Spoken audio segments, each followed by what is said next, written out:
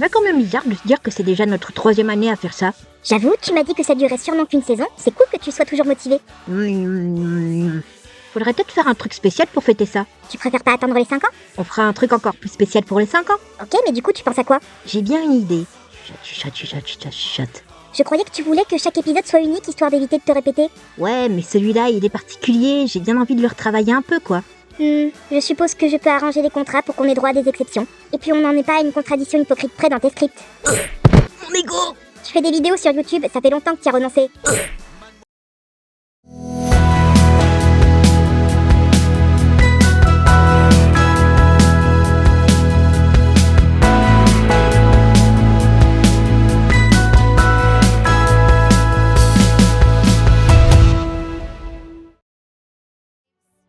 Salut les apprentis sorciers, ici la sorcière à lunettes et bienvenue dans mon atelier.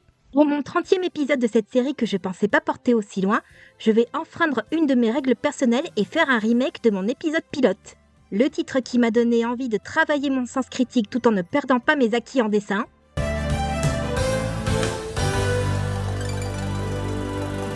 High Guardian Spice, ou HGS pour les fans d'abréviation, est une série d'animation de 12 épisodes créée par Ray Rodriguez, produite par et diffusée sur Crunchyroll en 2021.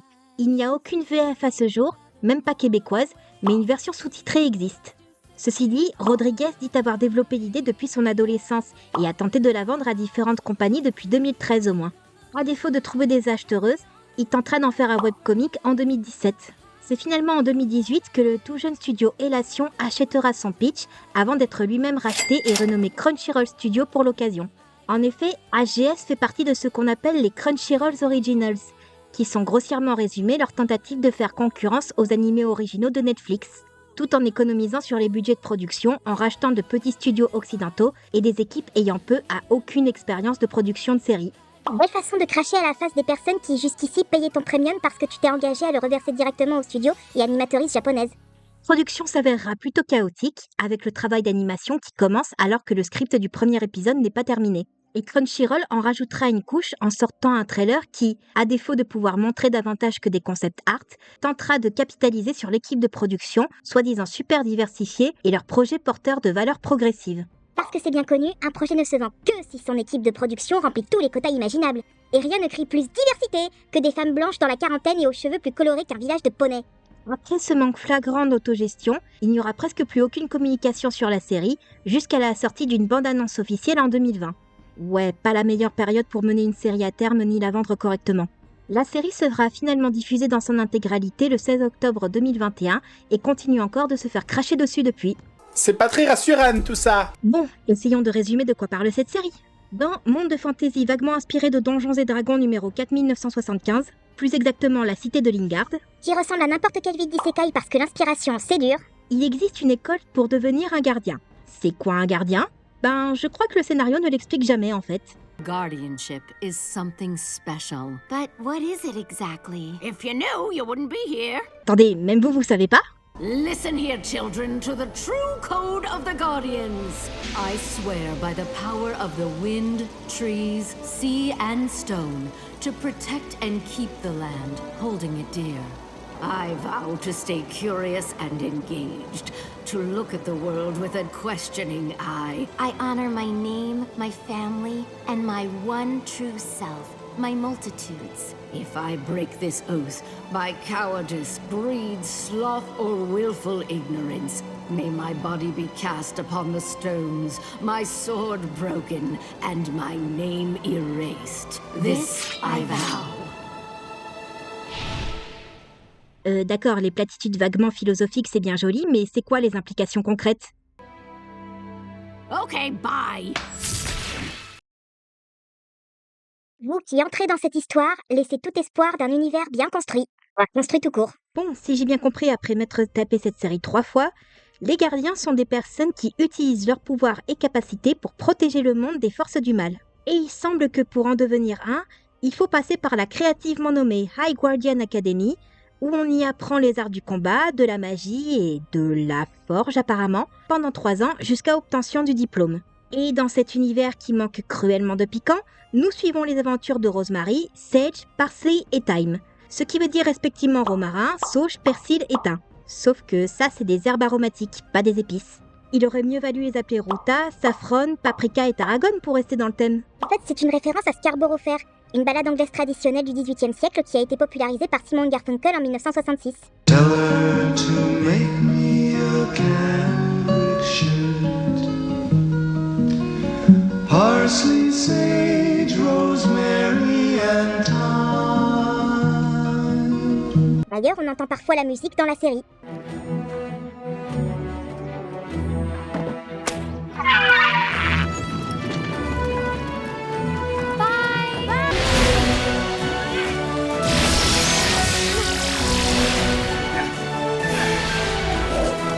Et c'est le nom du royaume dans lequel l'école a l'air de se situer. We are going to Scarborough Kingdom. Oh, un peu. Scarborough Fair raconte les épreuves qu'une femme doit remporter pour s'assurer qu'elle et son bien-aimé seront ensemble pour toujours. Et là, on parle d'un Magical Girl dans une version Donjons et Dragons de Poudlard. C'est quoi cette dissonance d'interprétation? Qu'est-ce que j'en sais, moi? Peut-être que Rodriguez voulait se la jouer poétique et s'est pas renseigné davantage tant que ça lui donnait des noms faciles. Ouais, bon. La série est connue dans les pays anglophones, non seulement pour son mode de worldbuilding, mais également pour son animation tellement aux fraises qu'elle en fait de la confiture.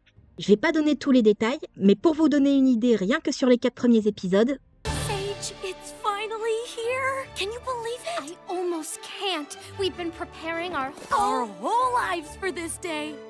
I'm nervous. We'll scale mountains and fight mermaids and explore precipices and crevices and we'll be totally fearsome dudes. Je suis pas sûre, mais je crois qu'on est censé être excité pour les personnages. Goodbye, Pebble. And hello to the rest of our lives. ça c'est du dialogue organique. Ah non, c'est clairement pas un calque PNG qui se déplace et rapetisse.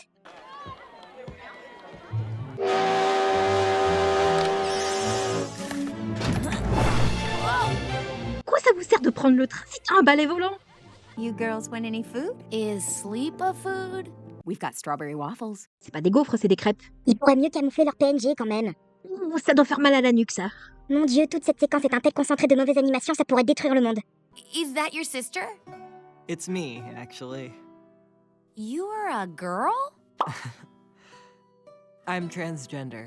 Alors ok, voilà votre bon point représentation et tout, mais c'est quoi le rapport avec le sujet de la conversation?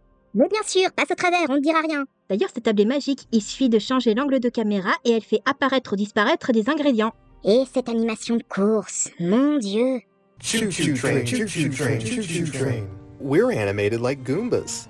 Oh, it's fine. We're on break. We got catapulted out because of a traveler infestation. Non, il a dit quoi là? Have a look. Let me know. I'll swap them out. Enfin quoi, tu vas pas nous laisser là?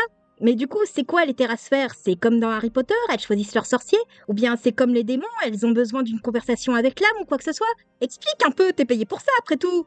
Ok, je retire tout ce que j'ai jamais dit, même nous on est mieux doublés et animés. Dire que je pensais en faire trop en 2021?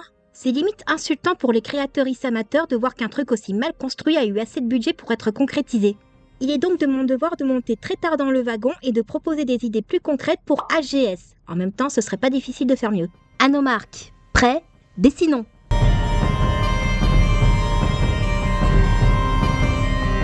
D'après mes recherches, Rosemary est un personnage que Rodriguez a créé il y a longtemps et a utilisé dans ses projets personnels.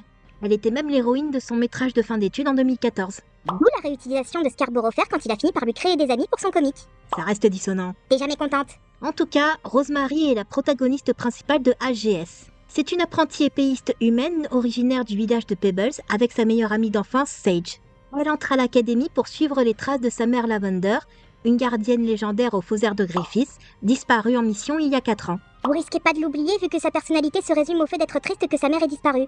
Rosemary a hérité de son épée aubépine dont elle se sert tout au long de la série. Elle est montrée comme gourmande, joyeuse, téméraire, protectrice et pas très maline. Sauf incohérence scénaristique entre les épisodes. C'est triste à dire, mais Rosemary correspond un peu trop bien au cliché des héroïnes de Magical Girl formatées, jusqu'à ses cheveux roses attachés en couette. Et le fait que son seul trait de personnalité et que sa mère lui manque n'aide pas vraiment à en faire un personnage bien construit. Mais c'est une bonne base pour l'épaissir avec quelques menus ajustements.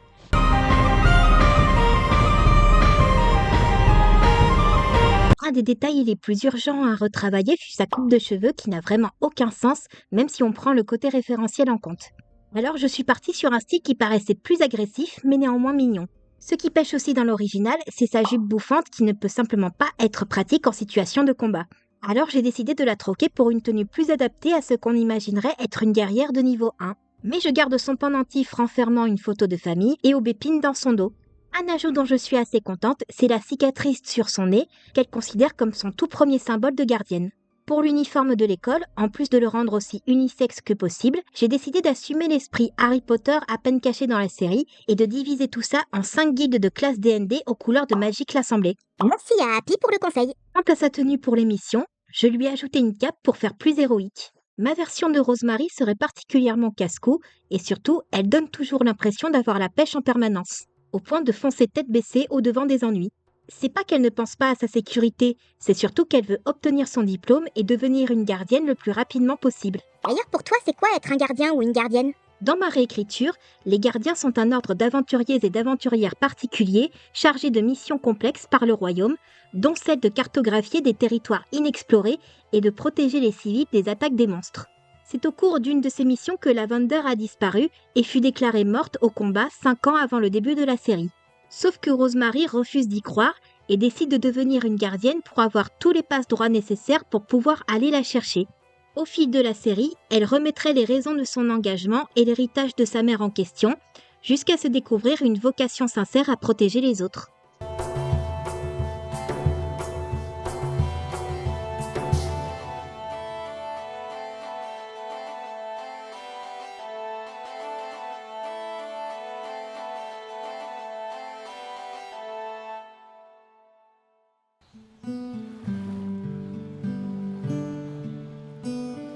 Sage est la deutéragoniste de la série, la magicienne du groupe et l'amie d'enfance de Rosemary, qu'elle accompagne à l'académie. Souffrant d'anxiété sociale, elle est écrite comme le catalyseur personnel de Rosemary, chargé de la calmer quand celle-ci s'excite trop.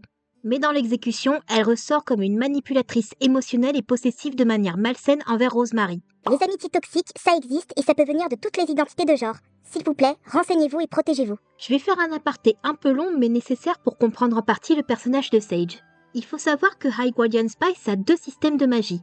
Comme le reste de la série, c'est très mal établi et mal expliqué, mais je vais essayer de développer. Il y a d'un côté la vieille magie, principalement montrée au travers de Sage.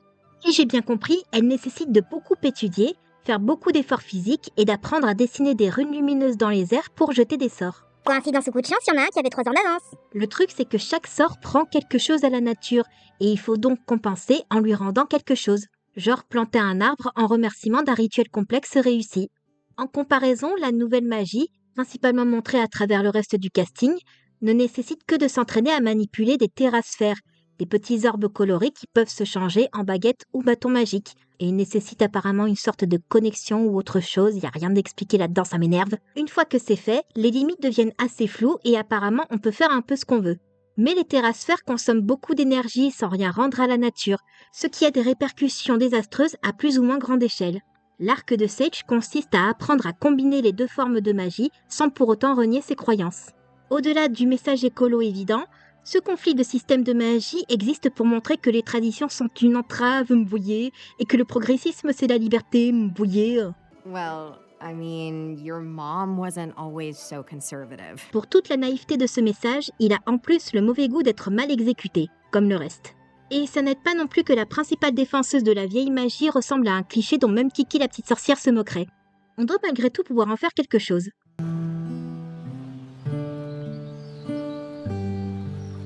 J'ai décidé de partir sur un look un peu old school tout en gardant une teinte principalement bleue. Teinte à laquelle j'ai ajouté un peu de rouge pour la rehausser par contraste. Pour ajouter une touche campagnarde, j'ai divisé sa natte en 2 et ajouté quelques plantes dans son chapeau. Ces brins ne sont bien évidemment qu'une partie des ingrédients et potions majoritairement curatives qu'elle transporte dans sa besace. Parce que Rosemary a l'instinct de conservation d'un beignet aux anorexiques anonymes. Moyen la comparaison. Pour sa tenue de mission, je me suis un peu inspirée d'une tenue de prêtre que j'avais dessinée pendant une partie de JDR avec des amis. Au départ, j'avais pensé laisser sa terrasphère telle qu'elle, mais je me suis dit que ça pourrait être sympathique d'ajouter des boutons de fleurs, dont chaque couverture représenterait un passage de niveau magique. Dans ma réécriture, la vieille magie, ou art des runes comme je la rebaptise, commence à devenir quasiment obsolète par rapport à la montée en puissance de la nouvelle magie, ou art des arcanes par mon autorité de scénariste. Les parents de Sage, qui sont assez conservatrices, considèrent les terrasphères comme contre-nature et ont élevé leur fils dans l'ignorance et le mépris de l'art des arcanes, même devant son insistance pour partir sur la capitale avec Rosemary. Mais en apprenant davantage sur cette pratique entre guillemets impie, Tage se rendrait compte du mensonge sectaire dans lequel elle a grandi et ferait en sorte d'étendre ses horizons en apprenant d'autres formes de magie. On est d'accord que t'es en train de recycler ton pitch imaginaire de l'épisode pilote. Bah oui, après tout, l'animation est le royaume du recyclage d'idées par excellence. C'est ça, continue de vivre dans ton déni.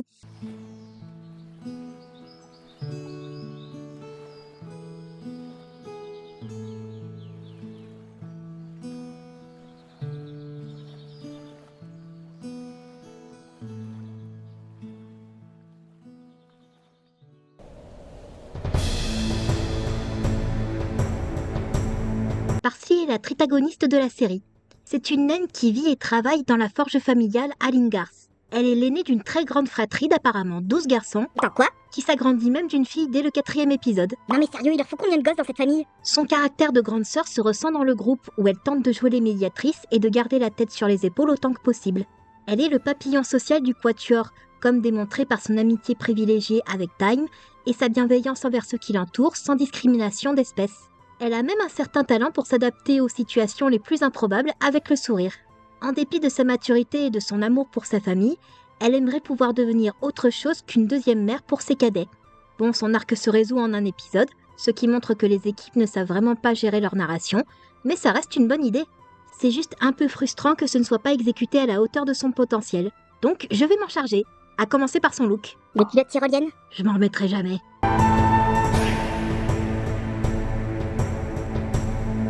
Je pense que vous n'aurez pas besoin d'entendre ma rengaine au sujet des naines à barbe, même si on va laisser Parsley s'en sortir avec un petit duvet au vu de son jeune âge. Histoire de nous faire oublier les tyroliennes, j'ai décidé de la vêtir d'une simple chemise et pantalon qui seraient recouverts par un tablier de cuir. Et autour de son cou, nous voyons un foulard orange pour se protéger des potentielles émanations de gaz. Ainsi que des bottes à bout métallisées pour la sécurité. Et pour couronner le tout, des lunettes enchantées pour les travaux de détail. Quant à sa tenue de mission, j'ai préféré jouer la carte de la sobriété en lui donnant une longue veste ouverte. Pour son uniforme, je l'ai colorisé de manière à représenter le fait qu'elle suive un double cursus sage-guerrier, parce que c'est le cursus qui correspondait le plus à son métier. Dans ma réécriture, Parsley resterait l'aînée d'une famille nombreuse et assez pauvre. Mais juste 5 gosses, hein, faut pas déconner non plus. Elle aurait donc l'habitude de se plier en 10 pour aider son prochain, au point de parfois négliger sa propre santé. Alors qu'elle voulait juste entrer à l'académie pour se faire une réputation qui ramènerait de la clientèle à la forge familiale, elle se découvrirait un intérêt pour la mécanique et les automates. Et de fil en aiguille, elle finirait par se rendre compte qu'elle a le droit d'être égoïste de temps en temps.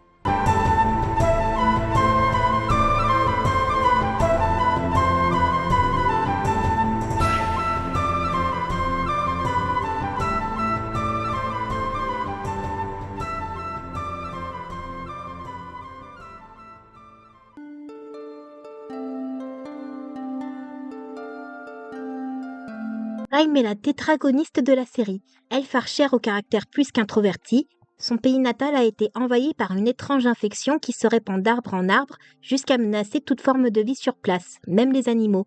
Ce fléau serait une conséquence de la surutilisation de la nouvelle magie dont j'ai parlé un peu plus tôt. Encore des milliardaires qui détruisent le monde pour conserver leur monopole sur un produit du quotidien et engranger des revenus dans le vain espoir de compenser un vide psychologique abyssal? Il y a des chances. Pour en revenir à Time, son père est resté sur place pour tenter de gérer la situation, tandis que sa mère l'a emmené à Lingars pour la protéger. Depuis, Time lui reproche d'avoir abandonné leur famille et leur terre, refuse de lui parler et va jusqu'à tenter de camper dans la forêt pour ne pas la voir. En parallèle de ses études à l'académie, elle enquête sur le fléau et tente d'en trouver un remède. Pour ce qui est de sa personnalité, elle est écrite comme la coudérée du groupe, c'est-à-dire le personnage froid et solitaire qui devient de plus en plus amical grâce à ses liens avec les autres. Et à cause de l'exécution foireuse de la série, elle apparaît comme une ado émo en pleine crise à rendre jaloux les fans des Pool Kids. Tu sais de quoi tu parles au moins? Pas vraiment, j'ai pas l'oreille musicale. En tout cas, voyons ce qu'on peut faire de cette échelle d'écriture.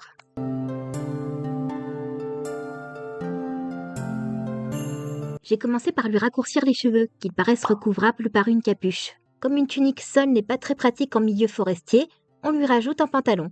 Et pour ajouter une touche contrastée, je lui donne une écharpe orangée. Même si d'après la roue chromatique, le véritable contraste complémentaire du vert est le rouge. Histoire de marquer la différence entre les elfes et les autres races, je lui retire un doigt et lui ajoute des marques claniques sur le visage. Et vu qu'il n'y a pas de cornes, il n'y a pas de plagiat. Nous agrémenterons également sa tenue de mission d'une cape, comme toute rôdeuse qui se respecte.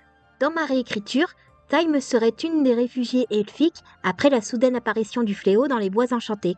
Son père fait partie des disparus et elle angoisse un peu plus chaque jour où elle n'a aucune nouvelle.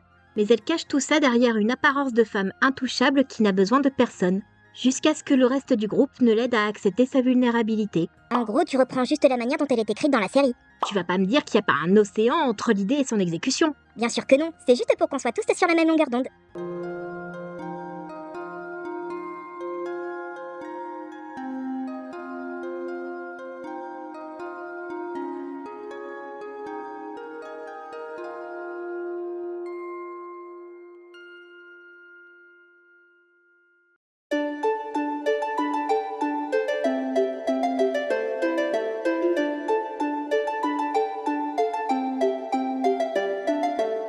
Comme on a pu le voir jusqu'ici, High Guardian Spice tel quel est très imparfait sur trop d'aspects qui sont vitaux pour le bon déroulement d'une histoire, a fortiori en animation. Ce qui est bien dommage parce que, là encore, le potentiel est visible et ne demande qu'à être exploité par des personnes plus réfléchies.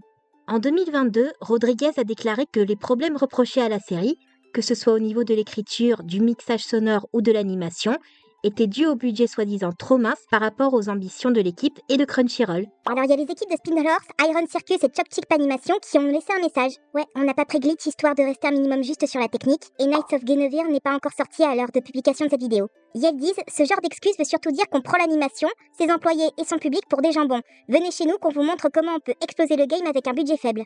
On est payé au moins pour dire ça ? Rappelle-moi de virer l'équipe marketing. C'est notre dessinatrice, équipe marketing. Ça explique.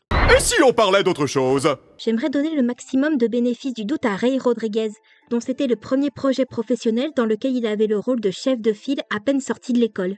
Ce qui n'est jamais une transition évidente pour personne. Même Vivienne Medrano a essuyé les plâtres quand Amazon a greenlighté Has-Been Hotel.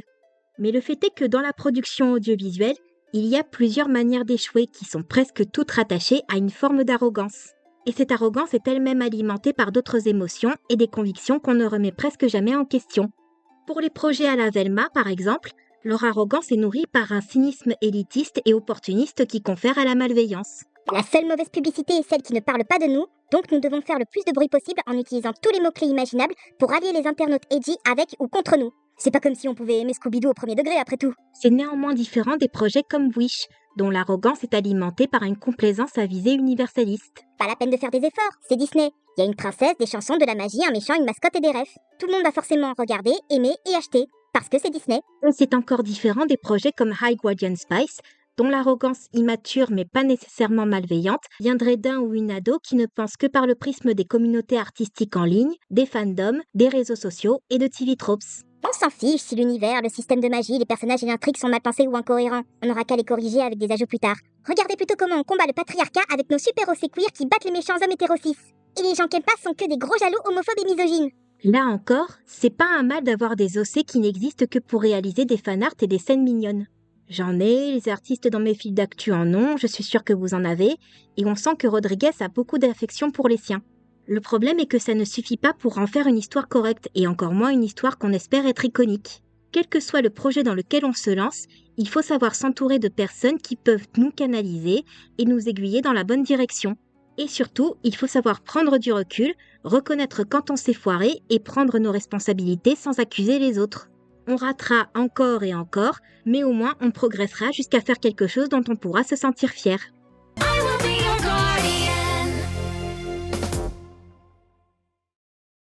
N'empêche qu'avec toutes ces idées, si tu changes juste assez de trucs pour éviter les droits d'auteur, tu pourrais en faire un reboot, ou bien lancer ta propre série. Sûr que non.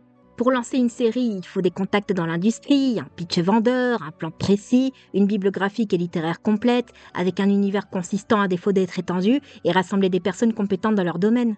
Moi, je sais juste gribouiller, mais pour le vrai travail d'animation, de post-prod et de marketing, je suis juste une quiche. Après, peut-être qu'en BD ou à l'écrit, c'était le final de la saison 3 de Redesign, j'espère qu'il vous aura plu. Merci à vous tous de continuer à suivre mon aventure, vous êtes de la dynamite. Il y a encore pas mal de sujets que j'aimerais traiter, alors j'espère que je continuerai à vous lire encore quelques temps. En attendant, n'hésitez pas à liker, partager, vous abonner, suivre mes réseaux, suggérer des idées de personnages à redesigner dans les commentaires, et à checker mon onglet communauté pour ne rien rater des prochaines vidéos. D'ailleurs, si vos finances vous le permettent et que vous voulez soutenir mon travail, vous pouvez faire un don sur ma page Tipeee, ce qui vous donnerait accès à des contreparties comme les vidéos en avant-première, votre nom au générique, des illustrations personnalisées, ou même le choix du dernier épisode de la saison de redesign ou de Deal Terme. Tipeee, Ozzy et moi, on vous dit rendez-vous en juillet pour de nouvelles histoires. À la prochaine tout le monde.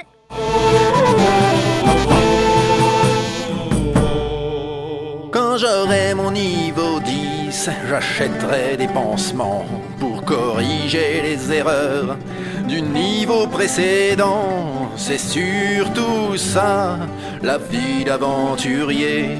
Je rentre chez moi, ma carrière est terminée.